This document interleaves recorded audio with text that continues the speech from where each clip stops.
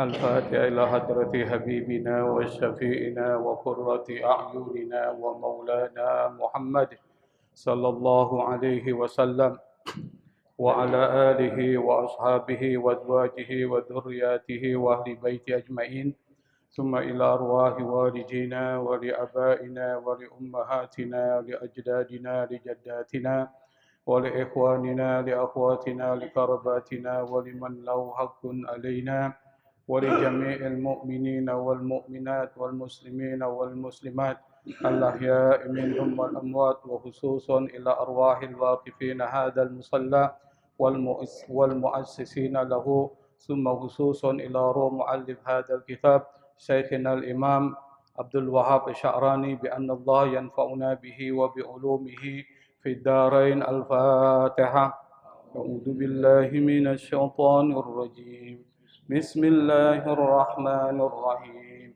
الحمد لله رب العالمين الرحمن الرحيم مالك يوم الدين إياك نعبد وإياك نستعين اهدنا الصراط المستقيم صراط الذين أنعمت عليهم غير المغضوب عليهم ولا الضالين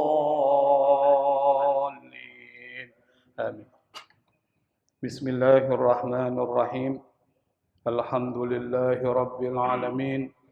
اللهم صل وسلم على سيدنا محمد الفاتح لما أغلق والخاتم لما سبق ناصر الحق بالحق والهادي إلى صراطك المستقيم وعلى آله وأصحابه حق قدره ومقداره العظيم. سبحانك لا علم لنا إلا ما علمتنا إنك أنت العليم الحكيم ولا حول ولا قوة إلا بالله العلي العظيم. رب اشرح لي صدري ويسر لي أمري واحلل عقدة من لساني يفقهوا قولي. أما بعد. Ma'asyiral hadirin, jamaah yang dimuliakan Allah Subhanahu wa taala. Pada kesempatan pertemuan yang lalu kita sudah membahas terkait dengan persoalan urusan-urusan yang menyelamatkan seseorang dari azab kubur.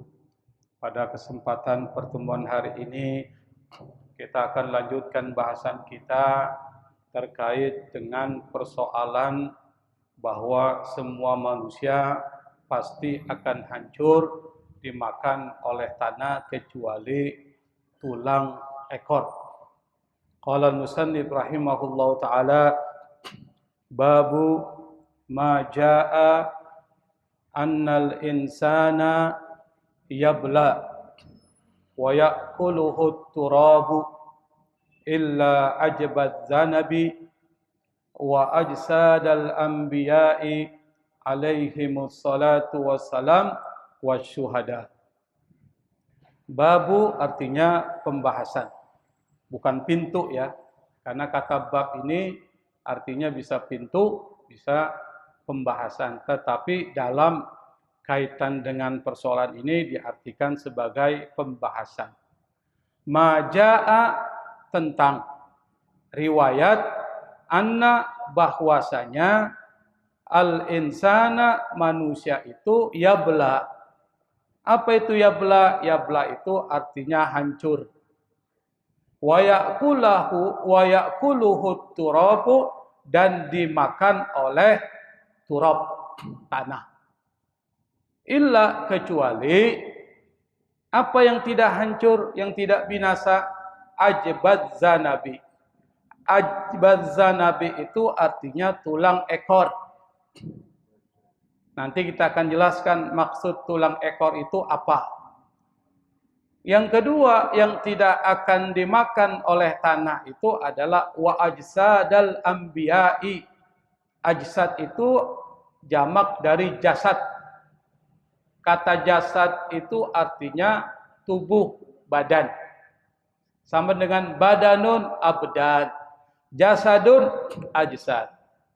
Sama bentuknya. Jasadnya siapa? Al-anbiya'i, para nabi. Jamak.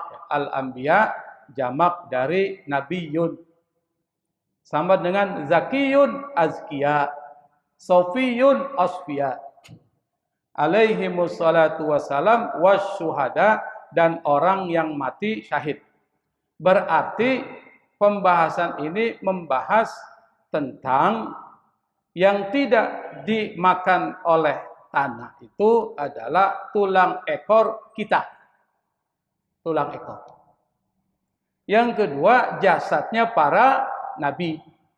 Yang ketiga, orang yang mati syahid.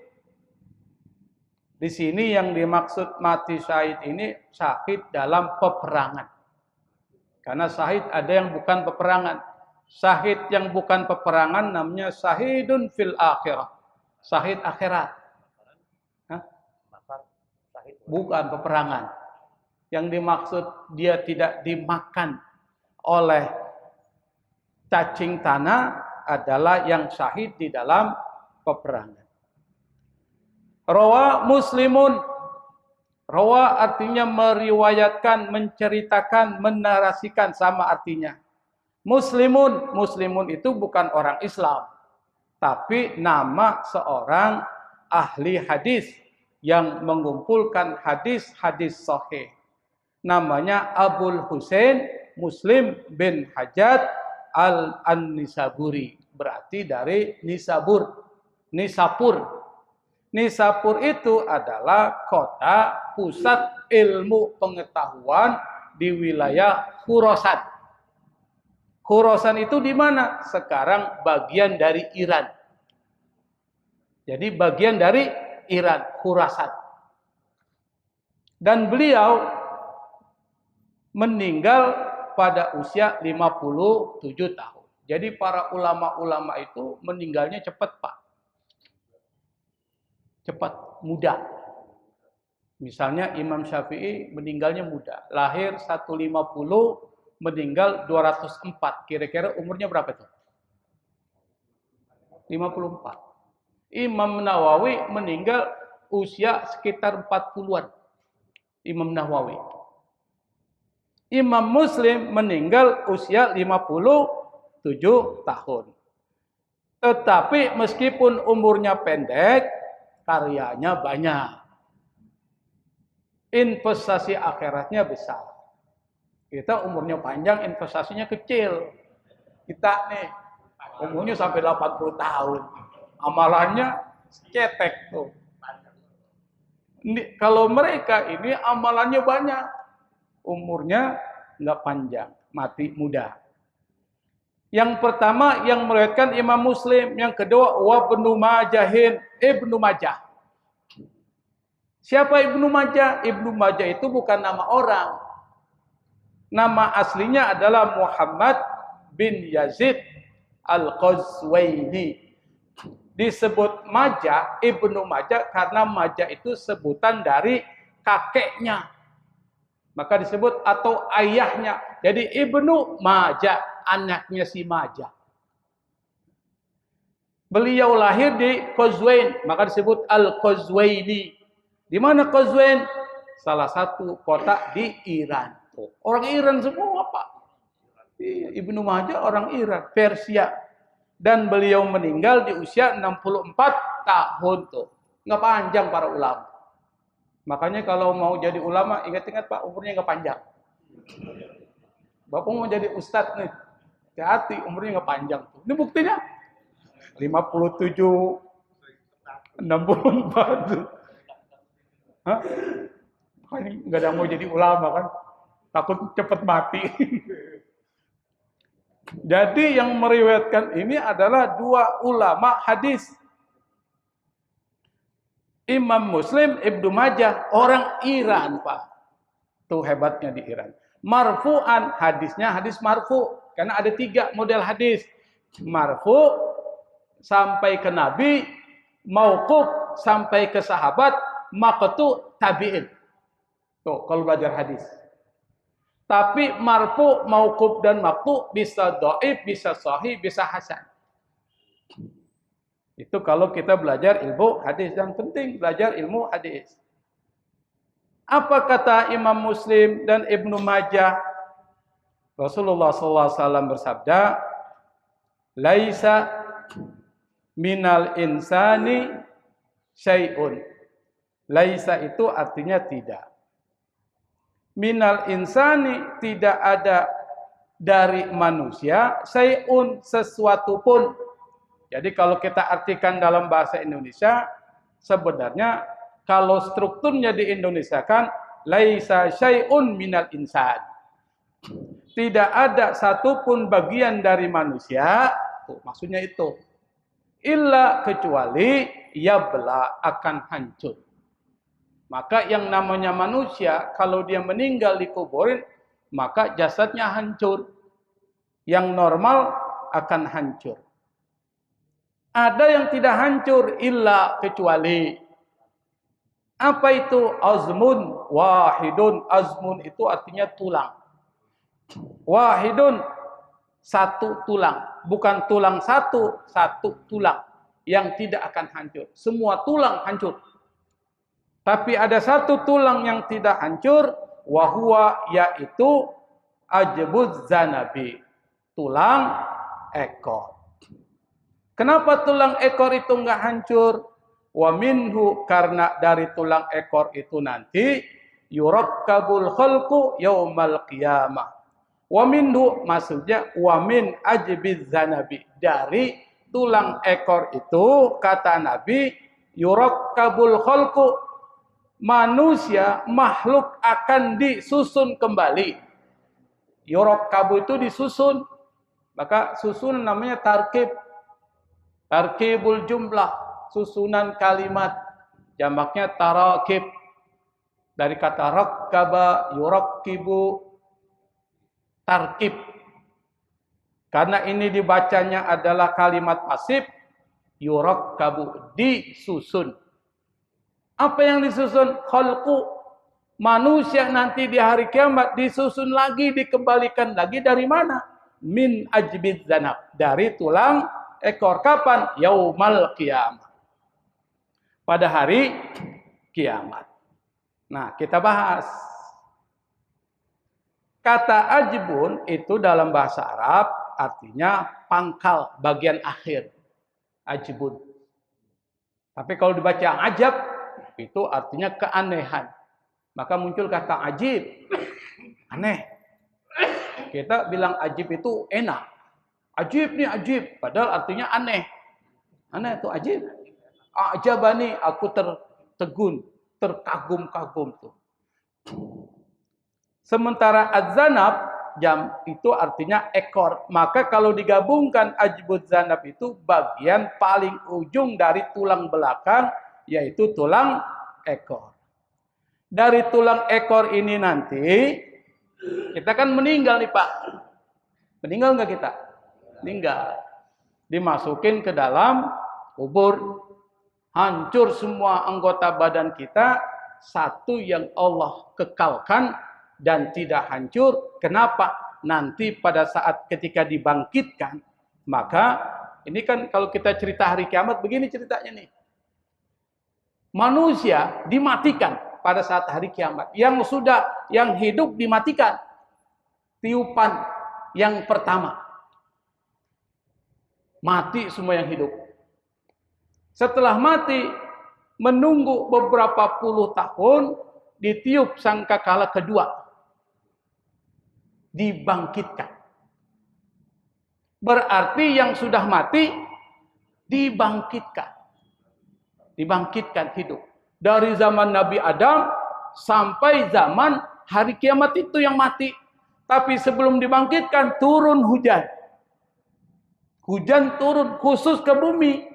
Nah, ketika air tersebut mengenai tulang ekor yang tersisa itu yang masih kekal, maka kemudian tumbuh. Ngerti nggak maksudnya? Tumbuh lagi menjadi manusia dan tersusun kembali secara utuh. Dari mana ditumbuh? Tulang ekor. Bisa dipahami kan? Makanya tulang ekor itu dikekalkan. Kenapa ditumbuhkan dari tulang ekor? Karena tulang ekor ini akan menjadi memori. Kalau ibarat komputer ada flash disk. Flash disk simpanannya apa? Memori. Memori berarti catatan-catatan. Kita hidup ada catatannya enggak? Ada kan? Dari lahir sampai meninggal, yang baik, yang buruk tercatat semua tuh. Itu di flash disk. Tersimpan di tulang ekor. Maka ketika dihidupkan kembali, maka memorinya, datanya muncul kembali. Dan yang disiksa dan diberikan nikmat adalah tubuh yang ada pada saat ketika kita hidup di dunia, bukan tubuh yang baru, tapi tubuh yang lama. Kenapa? Karena yang berbuat dosa, yang melakukan ketaatan dan kemaksiatan, tubuh lama atau tubuh baru? Tubuh lama. Bisa dipahaminya nih? Kenapa tulang ekor? Karena nanti dia yang akan mempertanggungjawabkan semuanya. Manusia yang berasal dari jasad yang hidup di dunia, dikembalikan lagi memorinya yang ada di dalam tulang ekor. Artinya apa? Ini menandakan bahwa Allah Subhanahu wa taala pasti akan membangkitkan manusia setelah mati. Makanya dalam Al-Qur'an itu ada satu ayat surat Al-Anbiya. Yauma natwis samaa'a katayyis sijli lil kutub kama bada'na awwala khalqin nu'idu wa'dan 'alaina inna kunna fa'ilin. Yauma natwis sama, pada hari ketika kami melipat tuh. Apa yang dilipat? Langit. Seperti lipatan-lipatan buku. Sebagaimana kami memulai penciptaan yang pertama, begitu pula kami akan mengulangi lagi kembali yang kedua. Berarti ketika pada hari kiamat nanti itu akan diulangi lagi tuh. Bukan diciptakan yang baru. Tetapi nanti pada saat ketika disiksa di dalam neraka, ketika kulit melepuh nih, kan hancur tuh. Itu badalna juludan ghairaha liyadzuqul adzab. Maka kemudian kami akan ganti dengan kulit yang lain untuk merasakan adab. Karena udah merasakan adab. Jadi enggak ada lagi bahasanya ngaso. Oh, ngaso dulu lah. Nanti baru diterusin gue disiksa. Ngaso dulu istirahat. Enggak ada, Pak. Istilah ngaso itu. Kalau kulitnya hancur, kembaliin lagi. Seperti sedia kala, lalu kemudian dibakar lagi. Hancur lagi, kembaliin lagi. Begitu seterusnya. Sakit nggak? Sakit. Dan apinya dibandingkan dengan api dunia, itu 70 kali lebih panas daripada api dunia. Yang kedua, membantah. Membantah siapa? Membantah orang-orang yang mengingkari kebangkitan. Karena banyak orang yang nggak percaya hari kiamat, Pak. Nggak percaya hari kiamat. Karena nggak percaya hari kiamat, maka hidupnya semaunya. Antem sana, antem sini, nggak peduli mana haram, antem aja. Itu orang-orang yang tidak meyakini hari kiamat atau hari pembalasan. Dulu orang-orang musyrik gitu pada zaman Nabi nggak percaya. Mereka mengatakan, man yuhyil idhama wahya, saya nggak ingat. Man yuhyil idhama wahya romim. Kul apa? Siapa yang menghidupkan lagi pada kembali yang pertama? Yang pertama disebutkan, Qul man yuhyil idhama wa hiya ramim. Siapa yang menghidupkan tulang-tulang ketika tulang itu sudah hancur? Allah jawab. Allah jawab gimana? Yang menghidupkannya adalah yang menciptakannya pertama kali. Maka hadis ini sebenarnya membantah. Membantah siapa? Membantah orang-orang yang tidak percaya dengan hari akhir, hari kiamat. Dan banyak orang yang nggak percaya hari kiamat, Pak. Malah ada ya, yang mengatakan nggak perlu saya sebut namanya. Nanti kalau saya sebut namanya dianggap menceritakan orang. Dia mengatakan, emangnya ente pernah ke apa? Pernah ke akhirat katanya. Mati dulu. Dia bilang pernah ke akhirat. Nah, itu yang pertama. Wa fi riwayatin, dalam satu riwayat, minhu, dari tulang ekor itu, khuliqa, ia diciptakan, wa minhu yurakkabul khalqu, dan dari tulang ekor itu makhluk akan disusun kembali yaumal kiamah, pada hari kiamat. Ini riwayat mendukung riwayat yang pertama. Berarti hadis ini banyak riwayatnya. Atau maknanya adalah awwalu, yang pertama, ma khuliqa, yang diciptakan, minal insani, dari manusia itu adalah hazal azmu. Apa tulang ini? Berarti riwayat kedua mengatakan yang pertama diciptakan dari manusia itu adalah tulang ekor. Menurut riwayat ini. Summa, kemudian, innallaha ta'ala, Allah sungguh, yubqihi, mengekalkannya atau tidak membiarkannya hancur, ila, sampai, an yurakkaba, sampai disusun kembali apanya? Al-khalqu, makhluk tersebut, taratan ukhra, minhu, daripadanya, taratan ukhra. Artinya pada waktu yang lain. Maksudnya apa? Pada hari kebangkitan. Berarti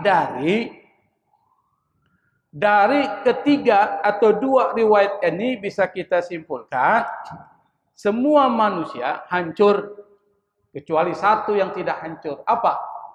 Tulang ekor. Satu. Yang kedua, manusia diciptakan yang pertama kali dari manusia diciptakan itu adalah tulang ekor. Dari tulang ekor itu yang Allah kekalkan sampai hari kiamat, disusunlah makhluk dari tulang ekor tersebut taratan ukhra, pada saat ketika hari dibangkitkan. Itu dua. Wa qad qila, ada yang mengatakan, tidak disebutkan siapa yang meriwayatkan, tapi ada perkataan.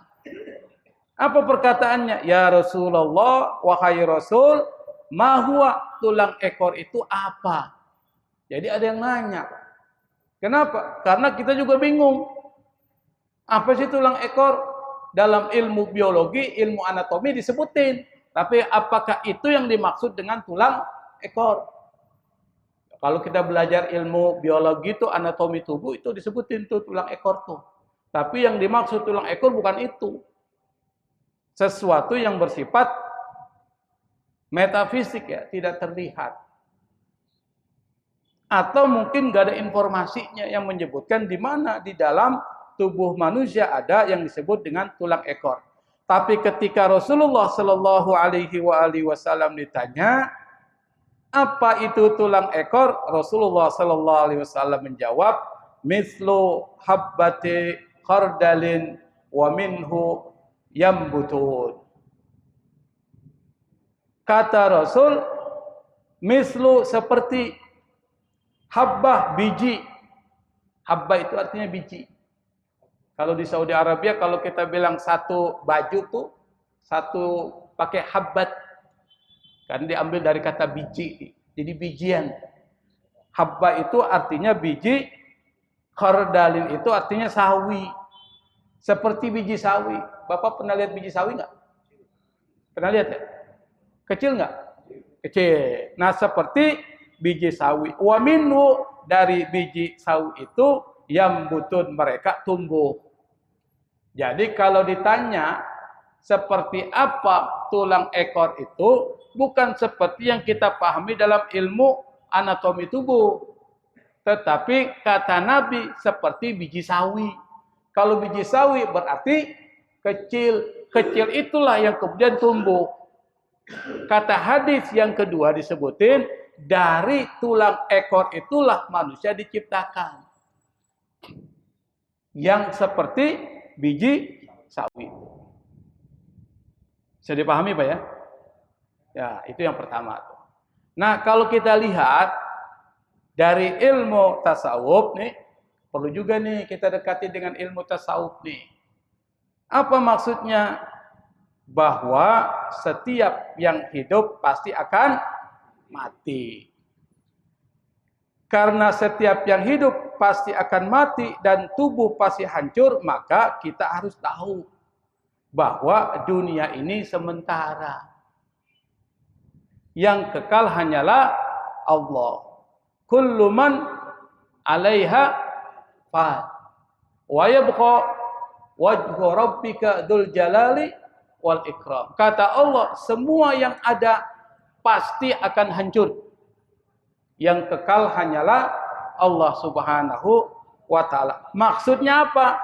Ente kalau sudah tahu akan mati, sudah tahu dunia ini sementara, maka hidup harus terkontrol. Nah, gitu maksudnya, Pak. Terarah. Terarahnya gimana? Kalau kita tahu jasad akan jadi tanah, maka jadilah orang yang tawadu, rendah hati. Ente ini dari tanah. Tanah itu di bawah bukan di atas. Kalau tanah di bawah bukan di atas, maka jangan sok, jangan takabur, merasa hebat, merasa lebih dari yang lain, jangan. Dia berilmu, dengan ilmunya harus lebih tunduk dia, bukan lebih tinggi, bukan lebih sombong. Dia jadi orang kaya, dengan kekayaannya harus lebih memberikan perhatian kepada orang-orang miskin. Dia punya jabatan yang tinggi, maka dia harus memperhatikan persoalan kesejahteraan masyarakat. Itu maksudnya, harus rendah hati. Yang kedua, karena dunia ini sementara, tidak kekal, maka hidup harus terkontrol, zuhud. Apa itu zuhud? Hati jangan terikat dunia, Pak. Kita ini kan seringkali karena dunia yang bikin kita susah. Misalnya saya beri contoh di kantor. Kalau di kantor ini kan kalau soal markup anggaran itu biasa tuh. Dinaikin tuh, misalnya barang saya beri contoh, laptop, pengadaan laptop. Laptop itu harganya 10 juta. Dinaikin 30 juta. Itu namanya markup tuh. Nah, 30 juta itu dibagi-bagi tuh. Pimpinan, bagian, ada tuh namanya pejabat pembuat komitmen tuh, PPK. Kemudian ada lagi yang bawah bagian pengadaan barang. Mereka kong kali kong tuh. Kita yang ngaji di Musola At-Taqwa dapat bagian pengadaan barang, Pak. Kalau ente nggak ikut, ente akan dipecat. Pilih mana? Tuh, di situ. Kalau kita imannya kurang kuat, udahlah, gua ikut aja lah. Kena dia.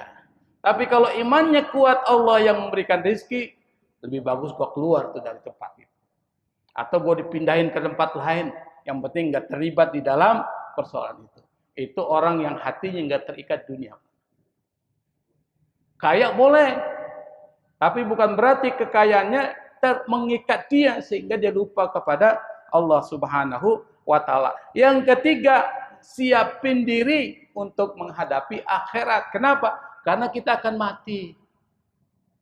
Karena kita akan mati, dan ingat, mati bukan selesai semuanya. Itu adalah awal dari penderitaan baru. Makanya kata Utsman bin Affan, orang yang di dalam kuburnya dia selamat, maka akhiratnya selamat. Tapi di dalam kuburnya dia tidak selamat, maka di akhirat lebih dahsyat lagi, dia nggak akan selamat. Artinya siksanya lebih pedih lagi. Itu yang kita ambil pesannya, Pak. Kalau kita pasti akan mati, maka persiapkan untuk menghadapi kematian. Sisa umur kita yang mungkin nggak panjang lagi, siapin, Pak. Nggak usah santai-santai. Nggak usah mikirin seperti orang memikirkan dunia yang nggak akan selesai. Sering merapat ke majelis-majelis ilmu. Kayak Haji Maftu ini udah sadar ya. Pensiun. Kalau orang pensiun ini kan biasanya mau ngapain lagi? Di rumah bengong. Paling nostalgia aja kalau di rumah kan. Musola lah. Ketemu teman-teman. Akhirnya dia sadar bahwa hidup ini harus ada investasi akhirat. Kita lanjut. Qalal ulama'u, berkata para ulama. Ulama berkata nih. Jadi perkataan ulama enggak main-main juga, Pak. Karena ulama ini warasatul anbiya, pewaris para nabi. Omongannya itu enggak seperti kita. Rubu'un nubuwah, seperempat kenabian. Wa innama, bahwasanya lam ta'kulil ardu, tanah tidak akan memakan apa? Ajsada syuhada'i, jasad dan tubuhnya orang yang mati syahid. Yang mati syahid dalam peperangan, bukan mati syahid seperti tenggelam, terbakar, kena bangunan, melahirkan bagi perempuan, bukan itu yang dimaksudkan di dalam perkataan ini. Kenapa? Likaunihim, karena alasannya adalah orang-orang yang mati syahid keadaannya itu bukan mati dia. Jadi orang yang mati syahid itu bukan mati dia, ahya'an, dia hidup, ahya, inda rabbihim, di sisi Tuhan mereka, yurzakun, diberikan rizki. Kalau orang diberikan rizki berarti hidup atau mati, Pak? Hidup dia. Kama sarraha bihil Quran, sebagaimana Al-Quran menjelaskannya atau menyatakannya secara jelas. Apa kata Al-Quran? Wala taqulu liman yuqtanu fi sabilillahi amwat. Janganlah kalian mengatakan orang yang mati di jalan Allah itu mati. Bal ahya'u walakin la tash'urun. Tetapi dia hidup, cuma kalian enggak merasakan dia hidup. Enggak merasakan kalau dia hidup. Berarti orang yang mati syahid itu pada dasarnya dia tidak mati, tetapi dia hidup di sisi Allah. Kenapa disebut syahid? Sampai-sampai dia enggak akan disiksa kubur. Dan sampai-sampai dia jasadnya enggak dimakan oleh tanah. Yang pertama nih alasannya. Kenapa disebut dengan syahid? Jamaknya syuhada. Kata syahid, Pak, itu artinya menyaksikan, melihat. Makanya kita bilang asyhadu, saya bersaksi, menyaksikan. Menyaksikan dengan ucapan sebagai pembuktian iman. Yang kedua, mereka membuktikan keimanan tersebut dengan mengorbankan darah dan nyawa. Yang enggak semua orang berani, Pak. Enggak semua orang berani perang, mati. Nah, orang-orang yang mati syahid itu adalah orang yang benar-benar memperkuat kesaksiannya dengan mati. Dia jual dirinya untuk mati di jalan Allah Subhanahu wa ta'ala. Bagi Allah orang ini hebat. Nanti dimuliakan dengan jasadnya enggak dimakan tanah. Yang kedua, orang yang mati syahid sebelum dia mati itu surga dikasih lihat tuh. Cuplikannya. Tahu cuplikan? Kalau Bapak mau nonton film enggak lengkap, itu dikasih trailer tuh. Apa trailer tuh? Cuplikan. Dia tek potongan. Wih, cakep nih film. Gua nonton bioskop nih. Kenapa? Cuplikannya. Nah, cuplikan surga dikasih lihat nih. Nanti lengkapnya nanti hari akhirat. Makanya orang yang mati syahid mereka ketika gugur, dia senang, Pak. Bahkan para sahabat, cita-citanya mati syahid tuh. Kenapa? Orang mati syahid di dalam peperangan enak, Pak. Langsung surga. Enggak ada lagi dihisap. Kalau orang langsung surga, enggak ada dihisap. Enggak pakai ditimbang lagi, udah masukin aja. Kalau ada peperangan saya mau ikut juga tuh. Mati syahid tuh. Capek saya hidup ini. Hah? Oh, demo belum tentu mati syahid. Mati konyol ya. Belum tentu, kan tergantung niatnya kalau demo itu. Yang ketiga, kenapa disebut syahid? karena malaikat rahmat langsung turun nyaksiin. Jadi malaikat turun menyaksikan, menghormati dan mengawal ruhnya, arwahnya itu dikawal ke Allah Subhanahu wa taala. Hebatnya tuh. Dan orang yang mati syahid itu mereka hadir. Kata syahada itu artinya hadir, hadara. Maka kalau ada saksi, saksinya hadir nggak di pengadilan? Hadir nggak? Hadir. Maka kata syahid itu artinya juga hadir.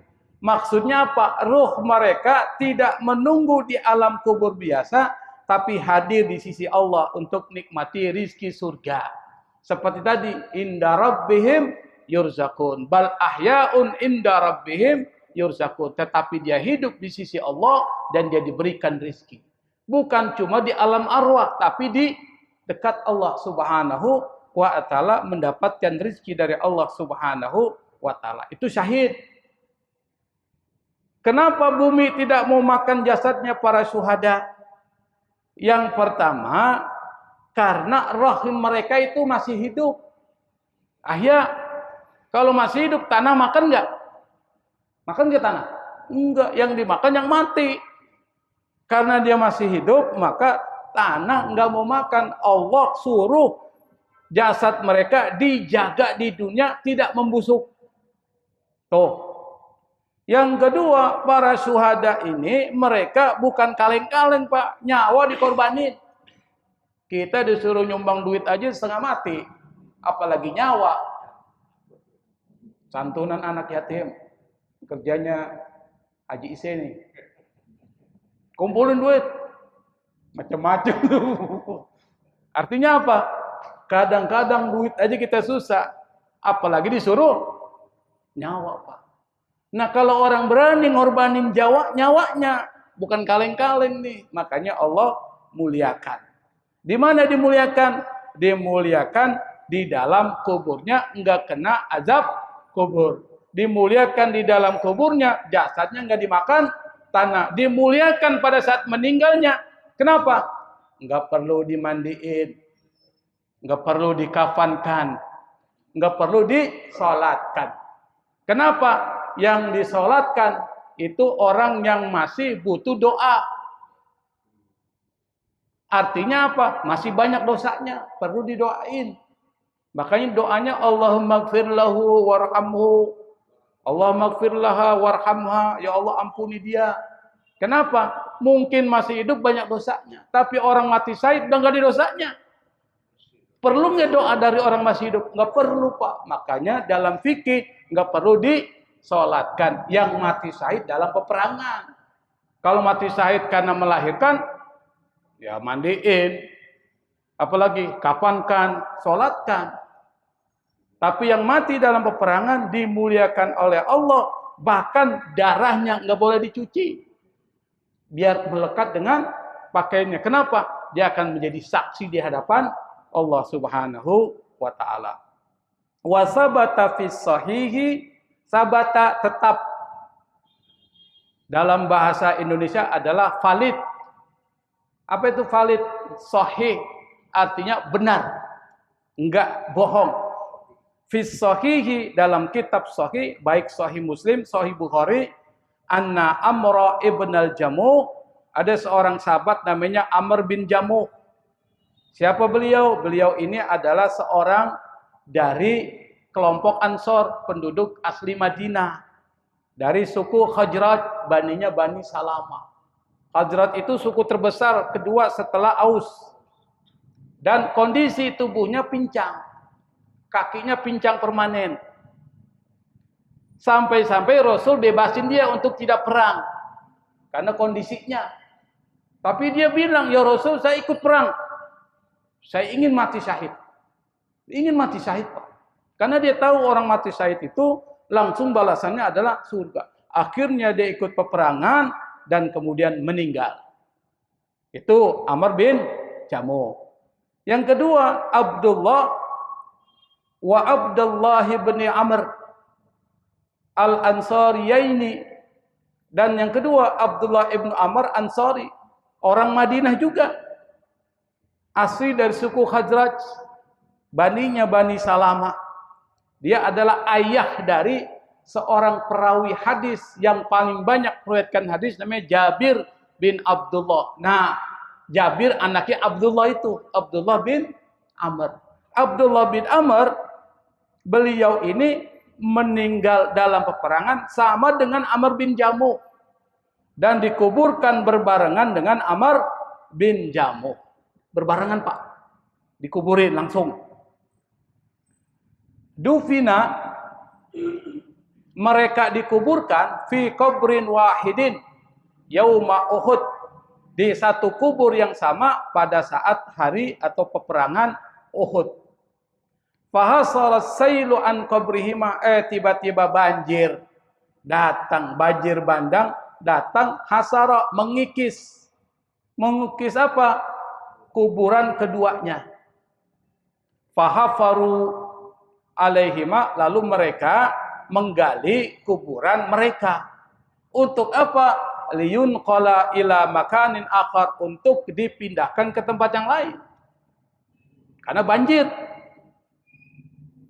Pas ketika dia gali tuh kuburannya, fawujida, didapatkan keduanya, lam yataghayyara, enggak berubah Pak tubuhnya.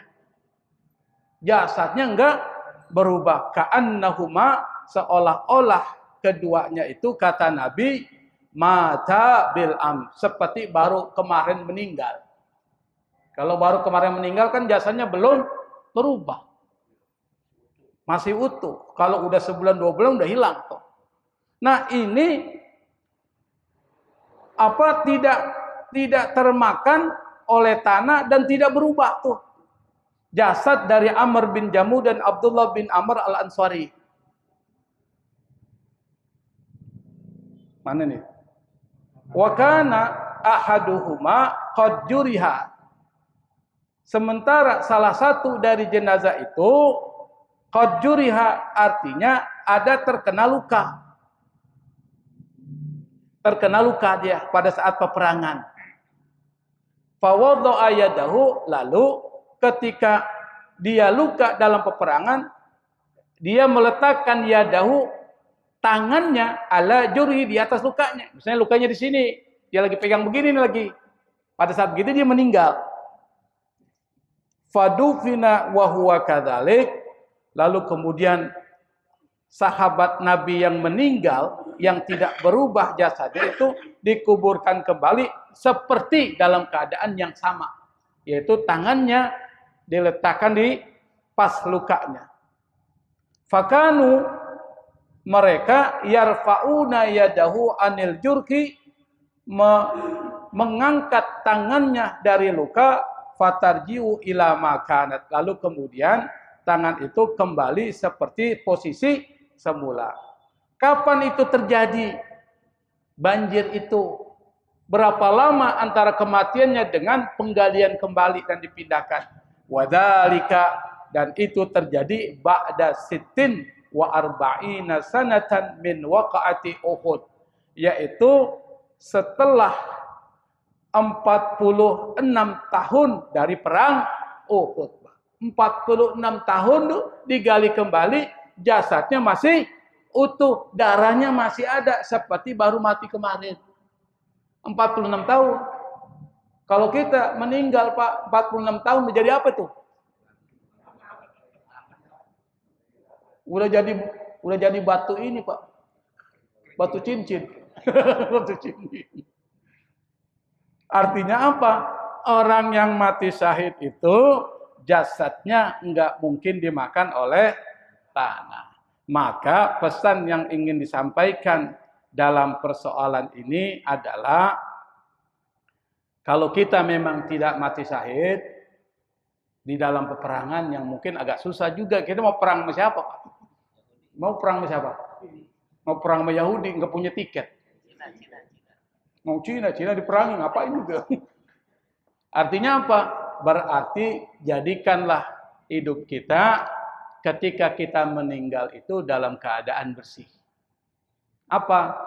Hati kita dibersihin. Ini karena ini hati Pak yang menggerakkan perbuatan. Hati dibersihin supaya hati menjadi qalbun salim. Hati yang bersih. Kalau qalbun salim, yauma la yanfa'u malun wala banun illa man atallaha biqalbin salim. Kata Allah, di akhirat nanti harta yang kita kumpulkan enggak bermanfaat. Anak yang kita bangga-banggain enggak ada manfaatnya sama sekali. Illa man atallaha biqalbin salim. Kecuali orang yang pulang menghadap Allah, hatinya bersih. Enggak ada penyakit-penyakit hati. Iri hati enggak ada, dendam sama orang enggak ada, rakus sama dunia enggak ada, sombong tidak ada, bersih hatinya, hidupnya tenang. Ada orang dapat nikmat, biasa aja dia. Ada orang kesulitan, dia bantu tuh, karena hatinya bagus tuh. Makanya orang yang hatinya bagus, peduli sama orang lain. Orang yang hatinya bagus, nggak mau nyusahin orang lain. Kalau orang nggak mau nyusahin orang lain, hidupnya tenang. Misalnya apa? Udah tahu kita rumahnya saling berdepetan, nyetel musik, gede banget Pak. Nggak bisa tidur kita. Gigi gitu, orang itu orang nggak ngerti tuh, hatinya bermasalah. Makanya hidup ini harus terkontrol. Meskipun mungkin kita nggak mati dalam keadaan syahid, tapi kita bisa meninggal dalam keadaan husnul khatimah, dalam hati yang bersih. Saya pikir ini yang saya sampaikan karena waktu Isya mungkin sudah datang. Wallahul musta'an. Wassalamualaikum warahmatullahi wabarakatuh.